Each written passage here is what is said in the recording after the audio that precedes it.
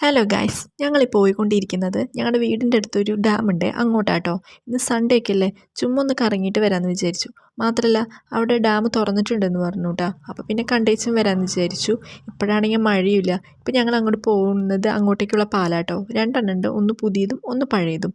പഴയത് കൂടെ അധികം ആരും വരാറില്ല കേട്ടോ. പിന്നെ ഞങ്ങളിവിടെ വന്നപ്പോൾ അത്യാവശ്യത്തിനുള്ള ആളുകളുണ്ട് കേട്ടോ.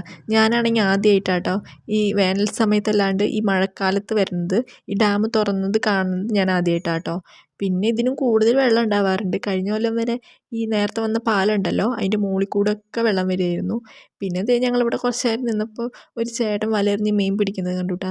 ഞാനാണെങ്കിൽ വലയെറിഞ്ഞ് മീൻ പിടിക്കുന്നത് അത് കണ്ടിട്ടില്ല.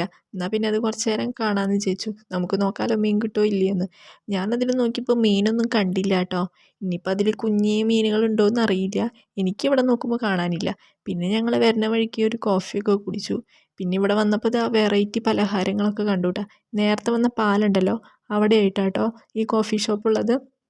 ചിലവരൊക്കെ ഇവിടെ നിന്ന് കോഫിയൊക്കെ മേടിച്ച് അവിടെ പോയി നിന്ന് കുടിക്കുന്നത് കാണാം കേട്ടോ. ഞങ്ങളിതാ രണ്ട് പലഹാരമൊക്കെ മേടിച്ച് കഴിച്ച് ഒരു കോഫിയൊക്കെ കുടിച്ച് പിന്നെ വീട്ടിലേക്ക് പോയിട്ടോ.